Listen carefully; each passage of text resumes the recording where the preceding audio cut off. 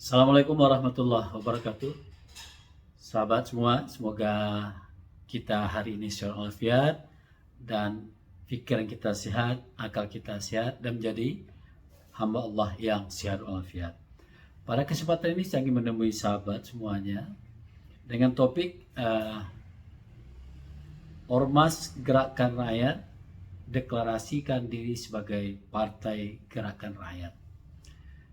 Jadi sahabat semuanya, sebetulnya kehadiran Ormas Gerakan Rakyat beberapa waktu yang lalu dengan tokoh sentralnya Anies Rashid Baswedan sudah diduga dan sudah diprediksi akan menjadi partai politik sebagai kendaraan politik Anies Baswedan. Dan ini menimbulkan pro kontra baik oleh pengamat politik, akademisi, NGO maupun para elit-elit partai politik. Dan itu biasa saja. Di negara demokrasi, partai politik itu adalah sebagai salah satu lembaga demokrasi yang syah dan diakui oleh negara.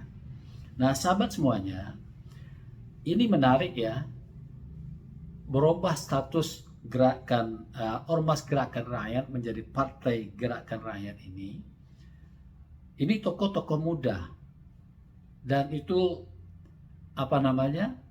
diisi oleh orang-orang yang mayoritas berpendidikan. Dan tentu orang banyak berharap akan kehadiran partai politik baru ini yang akan ikut dalam pesta demokrasi pada tahun 2029 yang akan datang. Bagi orang yang tidak suka kehadiran partai politik baru ini yang menjadi tokoh sentralnya adalah Pak Anies Rashid Baswedan, itu adalah hal yang wajar karena partai ini adalah dianggap sebagai kompetitor yang bisa meraup suara yang sudah selama ini dibenahi dan dibangun oleh elit-elit partai politik.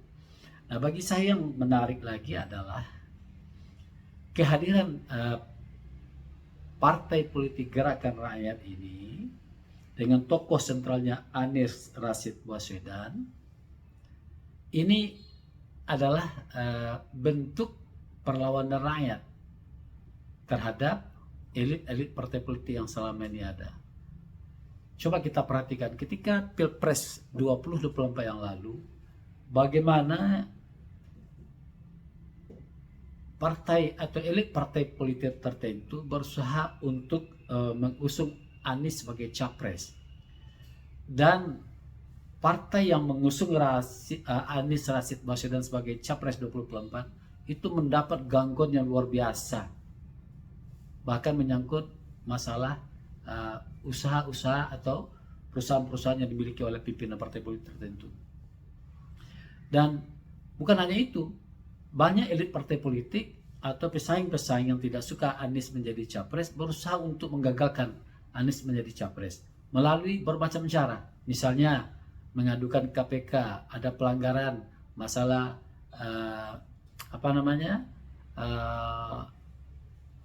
ada semacam balap di Jakarta dahulu yang katanya Anies mensalahgunakan, mengkorupsi dana itu, dan orang tahu ketika itu bagaimana Anies susah payah membuat lintasan Formula E itu dengan susah payah mendapatkan aspalnya karena dihalangi oleh pihak-pihak tertentu, oleh orang yang ketika itu tidak suka dengan Anies menjadi capres. Jadi berbagai cara dialami oleh Anies ketika itu. Dan ternyata para loyalis Anies, orang-orangnya yang mayoritas berpendidikan paling rendah, pendidikan menengah, tetapi sudah matang di dalam organisasi, mencoba mendirikan ormas yang disebut Gerakan Rakyat. Artinya mereka akan menyuarakan dan menampung aspirasi masyarakat untuk menyongsong Indonesia yang lebih baik pada masa yang akan datang. Nah, sahabat semuanya, kita tahu sekarang bagaimana Indonesia 10 tahun dikuasai, dipimpin oleh Jokowi. Kita memiliki hutang yang sudah berjubun. Dan pembangunan yang infrastruktur sifatnya adalah menguntungkan pihak tertentu, tidak menguntungkan rakyat. Jadi saya pikir kehadiran partai politik Gerakan Rakyat baru ini, suka atau tidak suka, itu adalah merupakan sebuah angin segar dalam era demokrasi di Indonesia. Jadi bagi orang-orang yang tidak suka dengan Anies, dia akan mengatakan partai Anies ini tidak akan hidup. Seperti contoh-contoh yang sudah berlalu, banyak partai-partai kecil yang tidak bertahan hidup. Itu boleh-boleh saja.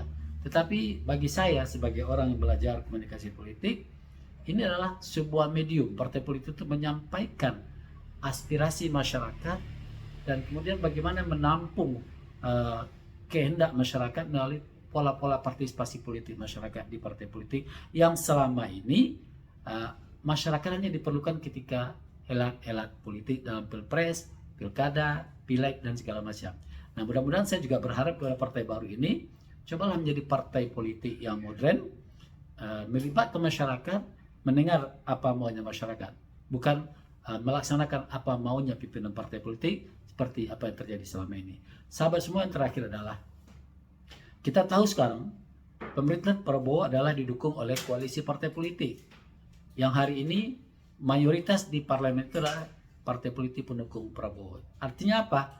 Apapun yang ingin dilakukan oleh Prabowo itu akan dapat dilaksanakan, karena tidak mungkin Partai Demokrasi Indonesia Perjuangan akan melawannya, karena satu-satunya partai yang berada di luar pemerintah adalah PDIP. Nah, sahabat semuanya, mudah-mudahan partai politik baru ini, partai politik gerakan rakyat ini betul-betul membawa gelora masyarakat, membawa kemauan masyarakat di pentas politik. Dan tentu saja kita berharap pula, mari kita para elit politik itu bersaing dan membangun masyarakat melalui pendidikan politik, bukan dengan pembodohan politik seperti melalui money politik, tekanan-tekanan segala macam. Negara demokrasi adalah negara yang memerlukan dukungan masyarakat. Assalamualaikum warahmatullahi wabarakatuh.